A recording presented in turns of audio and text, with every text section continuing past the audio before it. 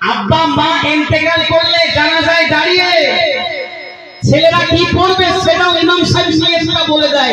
ইমাম সাহেব আপনি নিয়তটা করিয়ে দিবেন। ইসলামের জন্য ওই মায়ের সন্তানরা এতই মূর্খ, মায়ের শেষ অবস্থায় জানাজা নামাজের নিয়তটাও জানে না। আছে না?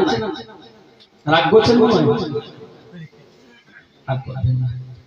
আপনি ছেলেকে মাস্টার বানান, ব্যারিস্টার, উকিল বানান, মানা নেই তো, নিষেধ নেই, তার সাথে ইসলামের জ্ঞানটা দেন, যেন আপনি মারা গেলে কবরে যে আপনার পাশে, কবরের পাশে দাঁড়িয়ে দোয়া করতে পারে, আল্লাহ আমার মা চলে গেছে, আমার আব্বা চলে গেছে।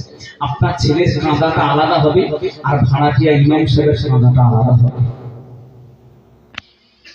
আল্লাহ রাসূল বলেন, কোন কবরের পাশে দাঁড়িয়ে কোন কবরবাসীর সন্তান যদি দাঁড়িয়ে দাঁড়িয়ে আল্লাহর কাছে দোয়া যায়, আল্লাহর কাছে রোনাজারি করে, আল্লাহ আমার আব্বা মা চলে গিয়েছে, আল্লাহ পাক আমি কিছুই পড়তে জানি না, একবার দরুদ শরীফ পড়েছি, সূরা ফাতিহা পড়েছি, কুল হুজুরে পড়েছি, আল্লাহ পাক যতটুকু সওয়াব আমার মায়ের কবরে দাও, আমার আব্বার কবরে দাও, আমি নয় আপনি নয়।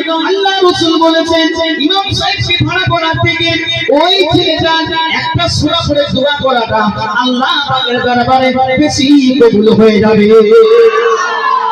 সেই শিক্ষাটা নাই, সেই শিক্ষাটাই নাই। ভাইয়ের আমার, বাবাজিরা আমার, সেই মায়ের কাছে অনুমতি নিয়ে মসজিদে নববীর দিকে রওনা, মসজিদে নববীর দিকে রওনা দিলেন, মসজিদে গিয়ে হাজরা দিলেন। এবার আল্লাহ নবী আমার, দয়ার নবী আমার সবাইকে লাইনে দাঁড় করিয়েছেন, বাবা তোমরা একটু লাইন দাও, আমি একটু সাজেশন দিই, কে কোন দিকে যাবে, কে কার সঙ্গে থাকবে, যুদ্ধের ক্ষেত্র কেমন জায়গা কে থাকবে, একটু সাজেশন দিই, একটু তোমাদেরকে বুঝিয়ে দিই।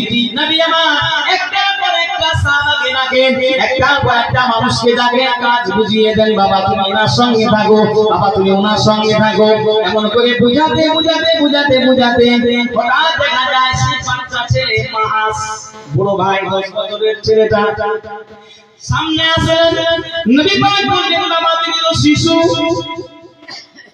তুমি তো ছোট্ট ছেলে, তোমার বয়স অনেক কম, বাবা তুমি কোথায় যাবে, কি ব্যাপার বাবা, তোমাকে তো নিয়ে যাবে না, তুমি 10 বছরের শিশু বাচ্চা, তোমাকে নেওয়া যাবে না।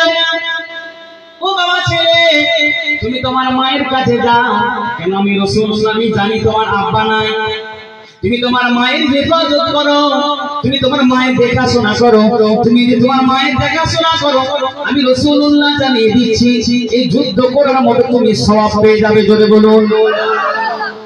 দুনিয়াতে জানিয়ে দিলেন, ও মা বাড়িতে যাও, মাকে দেখো, এই যুদ্ধ করার সওয়াব হবে।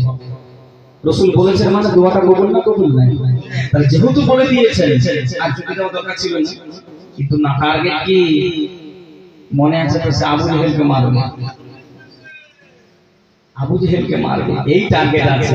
আর শুনেছে রাসূলের কাছে যে আবু জেহেলের নেতৃত্বে যুদ্ধ হবে, তার মানে ও বেটা একটা, হ্যাঁ দু ভাই যাবো নিয়ে করা আছে, পাকা দিয়ে থাকি ভাই, মাকে জানতে পারবে। ঘটনা তো অনেকদিন আগেকার, ওই বেটার যারাই নবী এখানে জ্বালাই এসছে, আর ও বেটার নেতৃত্বে যুদ্ধ হচ্ছে, নিশ্চয়ই দিশা এইটা মনে রেখেছে। বাবা বাবা তোমাকে যেতে হবে না, ছোট ছেলে, যাও তো মায়ের কাছে যাও। ও ভাই